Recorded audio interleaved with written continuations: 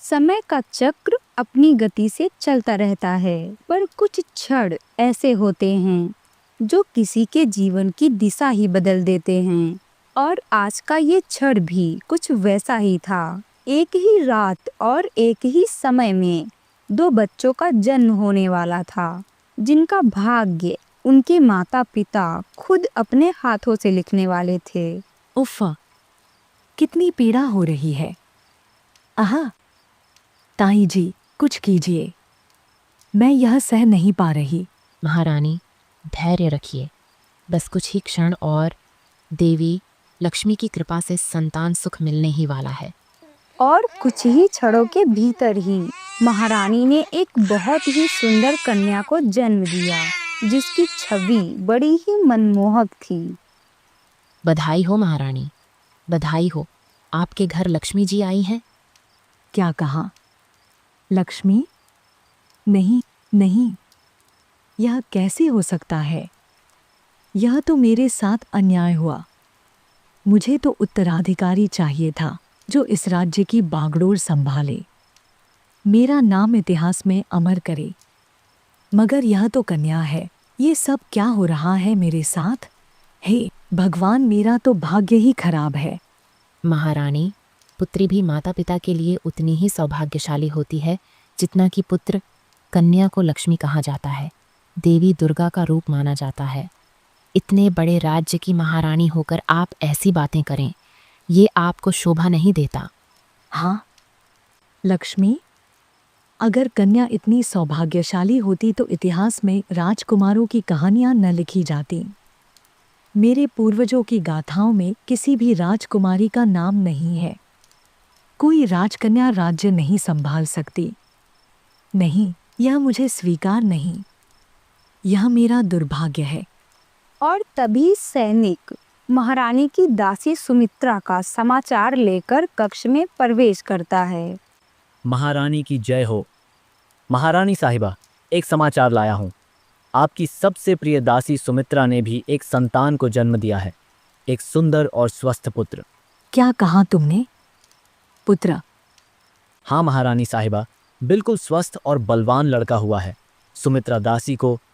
यह संयोग है या शायद भाग्य का संकेत। हमारे राज्य को उत्तराधिकारी चाहिए और मुझे मेरा पुत्र। सुमित्रा की कोख से जन्मा लड़का इस राज्य की गद्दी संभाल सकता है।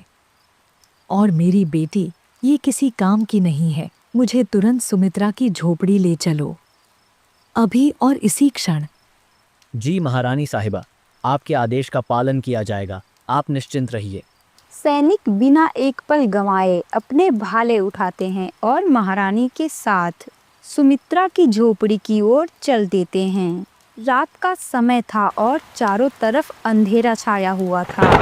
बादलों में जोर जोर से गर्जना हो रही थी और बारिश भी थमने को नाम नहीं ले रही थी। इधर राज्य के सभी लोग अपने अपने घरों में आराम से सो रहे थे और किसी को भी इस घटना के बारे में कुछ पता नहीं चलता है।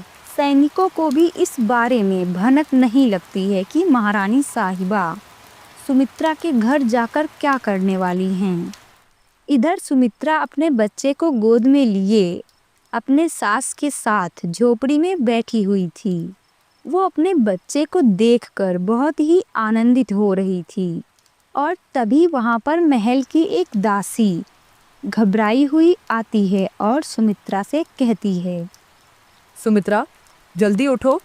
महारानी साहिबा महल से सीधे तुम्हारे घर के तरफ ही चली आ रही हैं। महारानी, इतनी रात को क्या कोई अनहोनी हो गई? सुमित्रा की सास भी चौंक जाती है। वो जल्दी से अपने पोते की नज़र उतारती है और बोलती है, बिटिया, यह कोई शुभ संकेत नहीं है। महारानी अपने कक्ष से इतनी रात गए बाहर कभी नहीं निकलती। आज अचानक हमारी झोपड़ी की ओर आना ये ठीक नहीं लग रहा। सुमित्रा बच्चे को चटाई पर लिटा देती है और बाहर आकर खड़ी हो जाती है। तभी चलते चलते महारानी और सैनिक सुमित्रा की झोपड़ी तक पहुंच जाते हैं। महारानी साहिबा, आपने इतनी कृपा की कि हमारी झोपड़ी में पधारी। यह हमारे लिए सौभाग्य की बात है। कृपया बताइए, हम आपकी क्या सेवा कर सकते हैं? लेकिन महारानी सुमित्रा की इन बातों का कोई भी उत्तर नहीं देती हैं और वो सीधा सुमित्रा की झोपड़ी के अंदर आकर बोलती हैं।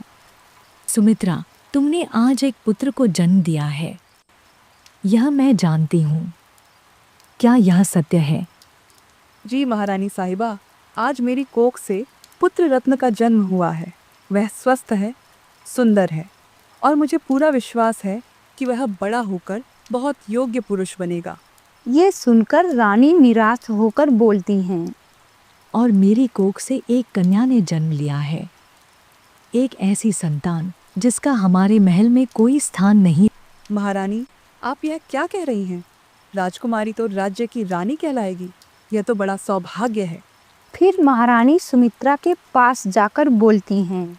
राजमहल को उत्तराधिकारी चाहिए, राजकुमारी नहीं। मैं तुम्हें एक प्रस्ताव देने आई हूँ, एक ऐसा प्रस्ताव जिसे ठुकराना तुम्हारे लिए असंभव होगा।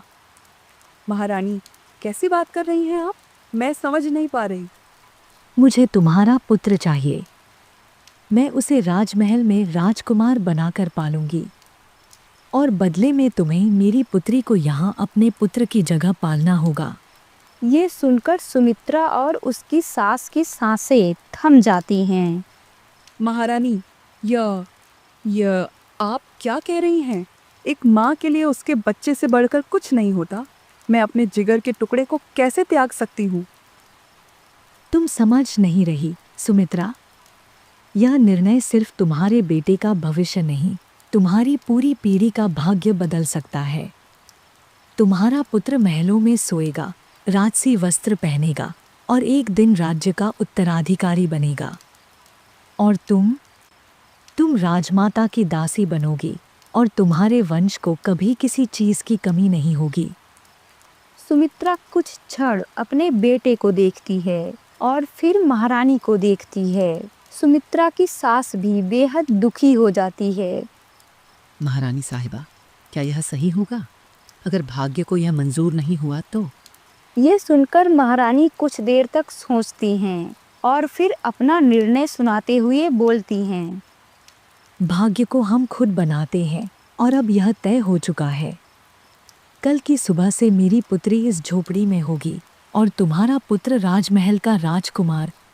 इतना कहकर महारानी सैनिकों के साथ महल की ओर वापस लौट जाती हैं और इस निर्णय ने 2 मासूमों की तकदीरों को बदल दिया था। राजमहल की असली उत्तराधिकारी वास्तव में झोपड़ी में पलने वाली थी और झोपड़ी का साधारण सा बच्चा महलों के सुखों को भोगने वाला था। आज की इस काली रात ने राजकुमारी से उसके भाग्य का सारा सुख छीन लिया था। माँ, क्या सच में भाग्य पहले ही लिख दिया जाता है? ये मेरा बेटा है, मेरे अपने कोख से जन्मा, मगर आज से यह मेरा नहीं रहा और मेरे बेटे को कभी अपनी असली माँ का पता भी नहीं चलेगा। बिटिया, यह खेल विधाता का नहीं, इंसान का रचा हुआ है, मगर अब हमें इसके साथ ही जीना होगा। हमें अपनी नियति को स्वीकार करना होगा। सुमित्रा की आंख से आंसू बहने लगते हैं। एक माँ का हृदय चीख चीख कर रोने लगता है, लेकिन उसके पास और कोई विकल्प भी नहीं था। और तभी महारानी की दासी महारानी की आज्ञा से राजकुमारी को देने और सुमित्रा के बच्चे को ले जाने के लिए सुमित्रा के घर राजकुमारी को लेकर पहुंच जाती है। यह लो तुम्हारी नई बेटी, इसे प्यार से पालना, लेकिन कभी भूलकर भी इसे राजकुमारी न समझना।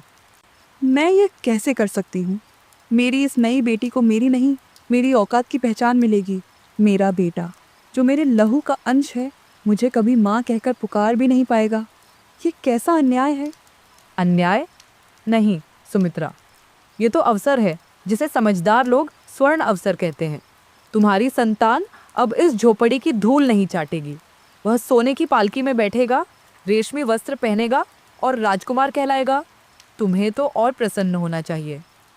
इधर महल में महारानी बेचैनी से इधर उधर टहल रही थीं। उनका मन एक तरफ शांत था तो दूसरी तरफ कहीं ना कहीं भयभीत भी था और तभी दासी सुमित्रा के बच्चे को लेकर महल में प्रवेश कर जाती है। सब कुछ ठीक से हुआ, कोई समस्या तो नहीं हुई ना?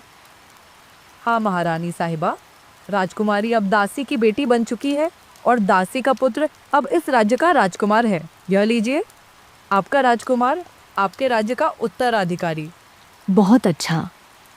अब यह राज ही रहना चाहिए। न सुमित्रा को कुछ कहना है, न मुझे। जो हुआ उसे भुला दो। इस राज्य को एक उत्तराधिकारी मिल चुका है। उस घटना को घटे हुए आज सालों बीत चुके थे, लेकिन इतने सालों में महारानी ने उस घटना के बारे में किसी को भनक भी नहीं लगने दी। और वो बच्चा जो अब राजकुमार बन चुका था, उसे युद्ध कलाएं सिखाई जा रही थीं। और इधर सुमित्रा की बेटी, जो असल में राजकुमारी थी, वो एक साधारण जीवन जी रही थी और लोग उसे दासी की बेटी कहते थे।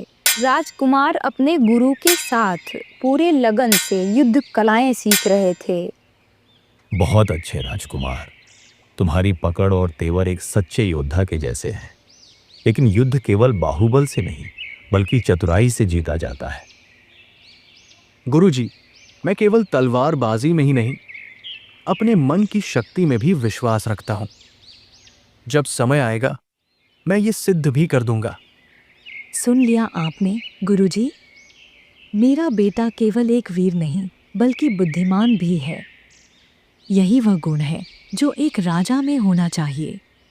इधर रागनी हाथ में पानी का मटका लिए झाड़ियों के पीछे छिपकर राजकुमार की युद्ध कला देख रही थी। कैसा अजीब सा एहसास होता है जब मैं इसे देखती हूँ, जैसे हम पहले से ही किसी डोर से बंधे हैं। क्या यह सच है या मेरा वहम?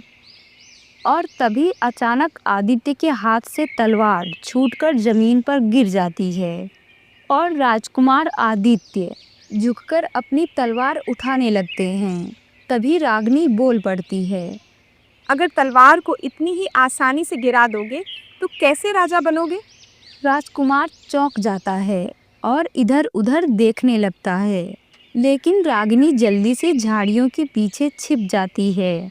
आदित्य कुछ देर तक उसी दिशा में देखता रहता है, लेकिन उसे वहाँ कोई भी दिखाई नहीं देता है। कौन था वो? और उसकी आवाज क्यों लग रही थी कि कुछ जानी पहचानी सी हो? कुछ समय बाद रागिनी महल के बगीचे में एक आम के पेड़ पर छुपकर बैठ जाती है और तभी राजकुमार भी घूमते घूमते उसी पेड़ के नीचे चला जाता है। अजीब बात है, 2 दिन से लग रहा है कि कोई मेरी हरकतों पर नजर रख रहा है। और तभी पेड़ से एक पका हुआ आम आदित्य के सिर पर आ गिरता है। आदित्य चौंक कर ऊपर देखने लगता है तो पेड़ की एक मोटी सी डाल पर रागिनी बैठी मुस्कुरा रही थी। राजकुमार हो मगर सतर्कता का नाम नहीं सुना क्या? कोई आम गिरा दे और तुम चौकन्ने भी ना हो। तुम कौन हो? महल के बगीचे में आने की तुम्हारी हिम्मत कैसे हुई? अरे डर गए क्या? मैं बस देखना चाहती थी कि यह महल के लोग कैसे होते हैं, और वैसे भी तुम्हारे जैसा राजकुमार मैंने पहले कभी नहीं देखा। मेरे जैसा? तुमने कितने राजकुमार देखे हैं? किसी को भी नहीं राजकुमार जी, मगर तुम्हें देखकर ऐसा लग रहा है कि राजकुमार बहुत घमंडी होते हैं। राजकुमार सिर्फ घमंडी नहीं होते, वे अपनी जिम्मेदारी निभाते हैं, जैसे कि तलवार चलाना, राजनीति समझना, युद्ध की रणनीतियाँ सीखना। यही हमारा जीवन होता है। और अपनी प्रजा को समझना, क्या यह काम भी आता है तुम्हें राजकुमार जी? प्रजा को समझने का काम राजा का होता है, राजकुमार का नहीं। तो फिर मैं समझ गई, जब तुम राजा बनोगे तब तक तुम्हें प्रजा की कोई चिंता नहीं होगी। राजकुमार चुप हो जाता है। उसे पहली बार एहसास होता है कि उसने जो कहा वो शायद गलत है। वैसे तुम्हारा नाम क्या है और तुम कहाँ रहती हो? नाम जानकर क्या करोगे? कहीं पहरेदारों से पकड़वा तो नहीं दोगे? शायद, मगर तुम्हें पकड़ने के लिए पहले तुम्हें जानना तो पड़ेगा। क्यों? सही कहा ना मैंने? अच्छा बताती हूँ। मेरा नाम रागिनी है और मैं यहीं पास में ही रहती हूँ। रागिनी, अच्छा नाम है, मगर अगली बार महल में आने से पहले 10 बार सोच लेना। पकड़ी गई तो सजा मिलेगी। रागिनी हंसते हुए वहां से चल देती है। तो पहले पकड़ के दिखाओ राजकुमार जी। आदित्य उसे जाता हुआ देखता है और खुद भी हंसने लगता है। पर राजकुमार आदित्य के मन में अंदर ही अंदर एक सवाल उठ रहा था कि क्या वो लड़की उससे पहले भी कहीं मिली थी और उसकी आवाज इतनी जानी पहचानी सी क्यों लग रही थी। धीरे धीरे अगली सुबह का सूरज उगता है और रागिनी फिर से राजमहल के बगीचे में तालाब के पास आकर बैठ जाती है और राजकुमार आदित्य दूर से उसे देख रहा था। तो राजकुमार जी, इस बार पकड़ने आए हो या फिर कोई नई सीख देने? तुम्हें देखकर एक सवाल बार बार मन में आता है। रागिनी, तुम कौन हो? अरे वाह, राजकुमार होकर भी इतनी देर लगी ये सवाल पूछने में। सवाल पहले भी आया था, मगर अब जवाब चाहिए। तुम महल के नौकरों में से तो नहीं लगती, फिर कौन हो? अगर मैं कहूँ कि मैं तुम्हारी परछाई हूँ तो मानोगे? परछाई? इसका क्या मतलब हुआ? हाँ, वो परछाई जो तुम्हारे साथ हर जगह है मगर तुम देख नहीं सकते। कुछ देर तक वो दोनों एक दूसरे को देखते रहते हैं। आदित्य, कभी सोचा है कि हमें कुछ लोगों से अजीब सा लगाव क्यों होता है, जैसे हम उन्हें जन्मों से जानते हों? शायद, मगर ऐसा बहुत कम होता है। तो क्या तुम मानते हो कि मैं तुम्हें पहले से ही जानती हूँ? मुझे नहीं पता, मगर तुम्हारी बातें, तुम्हारी हिम्मत, कुछ तो अलग है तुम्हारे अंदर। तो इसका मतलब अब हमारी दोस्ती पक्की? शायद हाँ, मगर ये मत समझना कि मैं इतनी जल्दी किसी को अपना दोस्त बना लेता हूँ। अरे वाह, राजकुमार जी, दोस्ती में भी इतना सोचना पड़ता है क्या? ऐसा पहली बार हुआ था जब राजकुमार आदित्य ने राजमहल की मर्यादाओं को भूलकर किसी से खुलकर बात की थी। एक बात कहूँ आदित्य, चाहे कुछ भी हो जाए, मैं तुम्हारा साथ कभी नहीं छोड़ूंगी। और अगर मैं राजा बन गया तब भी? तब भी, क्योंकि राजा का भी कोई तो होना चाहिए जो उसे सही और गलत का अंतर बताए, है ना? रागिनी और आदित्य की ये दोस्ती एक नई राह पर बढ़ रही थी और उनके छुप छुप के मिलने की खबरें पूरे महल में फैल रही थीं। महारानी जी, कुछ दिनों से महल के पीछे के बगीचे में किसी बाहरी व्यक्ति के होने की सूचना मिली है। हमारे सेना के गुप्तचर ने बताया है कि राजकुमार आदित्य अक्सर अकेले वहां जाते हैं और वहां एक अनजान लड़की से मुलाकात करते हैं। लड़की? कौन है वो? और वो हमारे राजकुमार से छुपकर क्यों मिलती है? यह अभी तक स्पष्ट नहीं हुआ है महारानी, मगर उसकी पोशाक और हाव भाव से वह किसी साधारण परिवार की लगती है। यह असंभव है। राजकुमार किसी साधारण लड़की से क्यों मिलेगा? और अगर वह कोई आम लड़की है तो महल के भीतर तक कैसे आ सकती है? महारानी, हमने पहरेदारों से पूछताछ की थी, मगर कोई भी नहीं जानता कि वह लड़की कौन है और कैसे अंदर आ रही है। वह बड़ी चालाकी से बचकर निकल जाती है। अगर यह लड़की अगली बार महल में दिखे तो तुरंत उसे पकड़ लिया जाए। मुझे उससे खुद पूछताछ करनी होगी। और अगली सुबह रागिनी फिर से राजमहल के बगीचे में आकर खड़ी हो जाती है। अरे वाह राजकुमार जी, अब भी वही तलवार लेकर घूम रहे हो? कहीं तुम सच में राजा बनने की तैयारी तो नहीं कर रहे? रागिनी, मुझे तुमसे कुछ पूछना है। इतने गंभीर क्यों लग रहे हो राजकुमार जी? आखिर बात क्या है? रागिनी, महल में तुम्हारे बारे में बात हो रही है। पहरेदार तुम्हें खोज रहे हैं। अगर तुम पकड़ी गई तो बड़ी मुश्किल हो जाएगी। तो इसका मतलब अब हमारी मुलाकातें और रोमांचक हो जाएंगी? ये मजाक नहीं है रागिनी। मेरी माँ को शक हो गया है और अगर वो तुम्हें पकड़ लेंगी तो। तुम्हारी माँ इतनी सख्त है? तुम समझ नहीं रही हो। मेरी माँ कुछ भी कर सकती है। उन्हें कुछ भी पसंद नहीं जो महल के नियमों के खिलाफ हो। और एक साधारण लड़की का राजकुमार से दोस्ती करना, ये तो उनके लिए सबसे बड़ा अपराध होगा। अच्छा, तो राजकुमार आदित्य, मुझे ये बताइए, अगर मैं पकड़ी गई तो तुम मेरा साथ दोगे? हाँ, मैं तुम्हारा साथ दूंगा, किसी भी हाल में। इधर महारानी अपने अतीत को लेकर काफी चिंतित दिख रही थीं। मुझे उस लड़की के बारे में सब कुछ चाहिए। वह कौन है, कहाँ से आई है, और सबसे बड़ी बात, वह महल में कैसे आती है। महारानी, हमने महल के चारों ओर पहरा बढ़ा दिया है। अगर वह लड़की फिर से महल में घुसी तो इस बार वह बच नहीं पाएगी। मगर हमें सिर्फ उसे पकड़ना नहीं है, हमें यह भी देखना है कि राजकुमार उससे कितनी नज़दीकी रखते हैं। अगर यह महज एक खेल है तो इसे यहीं समाप्त करना होगा, लेकिन अगर इसमें कुछ और है तो हमें इसे जड़ से खत्म करना होगा।